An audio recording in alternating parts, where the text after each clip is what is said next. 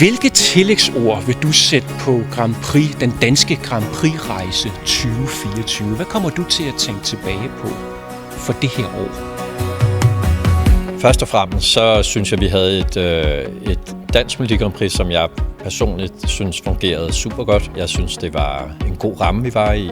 Hvad kan den her scene i det her i øvrigt fantastiske rum? Hvorfor holder man et Grand Prix her?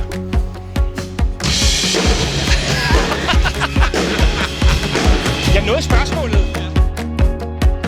Jeg synes, vi havde et godt line-up af artister og af sange. Jeg synes, vi havde flyttet os. Vi arbejder over hele tiden på at blive bedre og bedre. Nu er jeg jo selvfølgelig biased, men det synes jeg lykkedes et stykke hen ad vejen, et godt stykke hen ad vejen. Jeg synes, vi fik en super god vinder med Zappa, men jeg synes også, der var mange af de andre numre, der fungerede rigtig godt i konkurrencen. Jeg synes, vi havde jeg er super godt tilfreds med det danske Melodi Grand Prix virkelig. Det synes jeg er det bedste af dem, jeg har været ansvarlig for.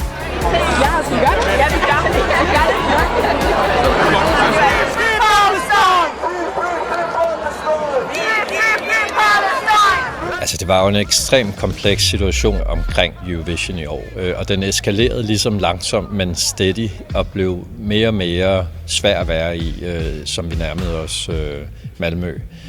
Altså, DR følger jo en regeringspolitik på det område, og den var jo klar, men jeg synes, vi brugte noget tid på at finde ud af, hvordan vi skulle lade deltagerne få lov til at finde sig selv i situationen. Det var jo derfor, det også tog lidt tid, et par dage, eller hvor lang tid det varede, før at Zappa sagde, at jeg er med.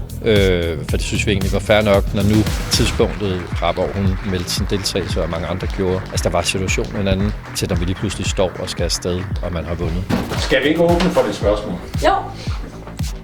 Jeg synes, at Zappa var god til at få en professionel sparring omkring, hvordan hun skulle agere i det. Fik vendt sine svar. Hun havde både nogle kompetencer, hun kunne trække på privat, og så langt hen ad vejen vi kunne, prøvede vi også at hjælpe hende godt på vej. Og jeg synes, hun navigerede godt i det. Så det er noget med at ikke blande for meget politik ind i det. Altså, jeg var også bare en artist, men samtidig også sige, at jeg har også mulighed for at sige et eller andet, og så balancere de her to ting.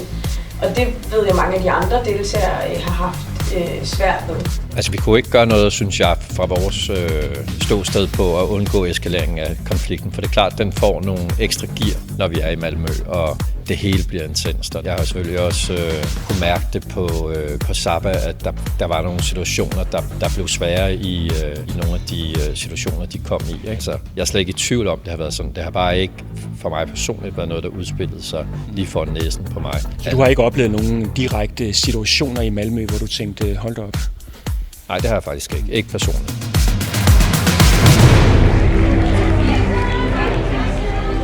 Swedish police have investigated a complaint made by a female member of the production crew after an incident following his performance in Thursday's night semi-final. We are not prejudging the legal process, but while it takes its course, it would not be appropriate for him to continue in the contest.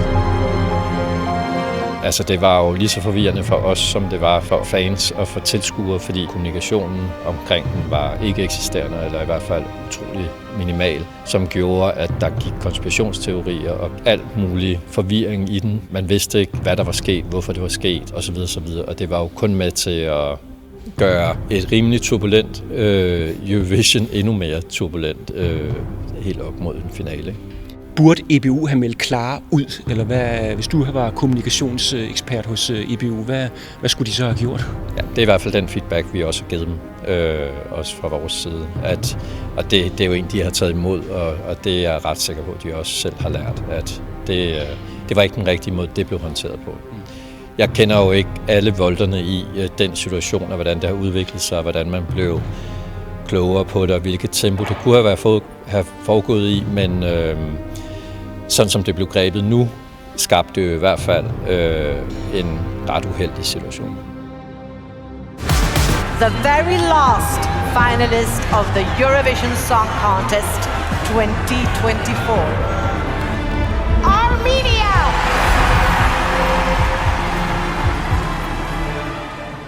det var en kæmpe skuffelse, at vi ikke gik i finalen. For det første synes jeg, at vi havde fortjent det med en rigtig, rigtig god og forbilledlig repræsentant for Danmark, som jeg synes kom ind med en personlighed og med en performance, som jeg i hvert fald synes hørte hjemme i en finale, men lige ved at næsten er ikke altid godt nok, og det er det absolut heller ikke for os, så selvfølgelig var det en kæmpe skuffelse. Gak og løjer i Eurovision er der mange, der forbinder med. Nogle forbinder med noget positivt, men der er også andre, der synes, det er lidt for pjattet. For 2 år siden var der en mand fra Finland i grønt tøj, som jo var virkelig op at køre, og det vil jo nogen nok påstå var Gak og løjer.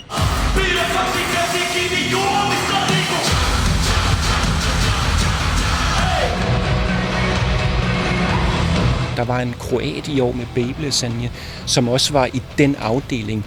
Kommer vi nogensinde til at sende Gak og løjer til Eurovision i Danmark?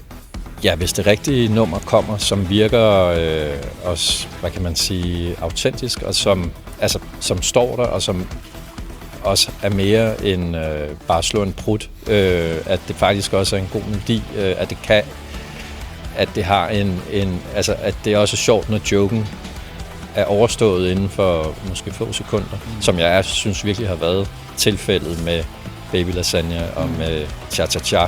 Men det er altså ikke det, der bliver sendt mest ind af i Danmark. Der er forsvindende få, der kommer med den type bud. Og men får vi så ikke et problem til næste år, Erik? Nej, jeg synes jo også, der er en anden type sange, som klarer sig rigtig godt i Eurovision, og der tror jeg, der mener jeg bestemt, vi kan være med på banen til næste år inden for nogle af de andre genrer, som klarer sig godt. Den store sang, den umiddelbare banger, som bare virker første gang, du hører den. Altså en sang, der umiddelbart bare er et hit.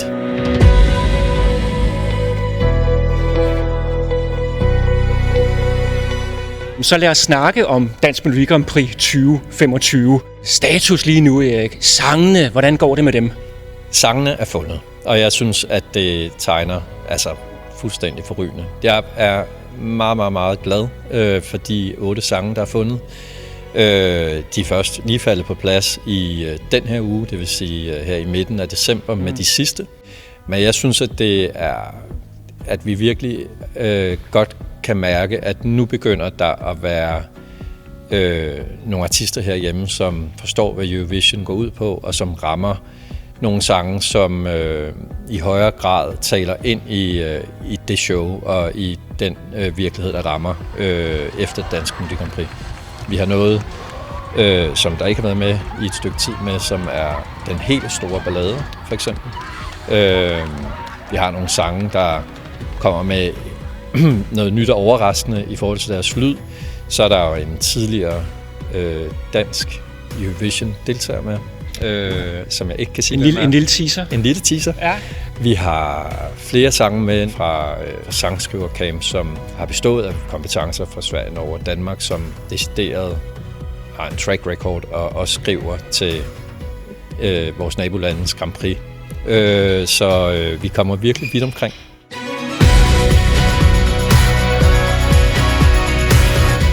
Altså, der er ikke noget, jeg hellere vil ind i den finale. Tro mig, det skal vi jo. Altså, nu skal vi det. Det skal vi bare. Nu, det er ikke til at holde ud, hvis ikke det skulle ske igen.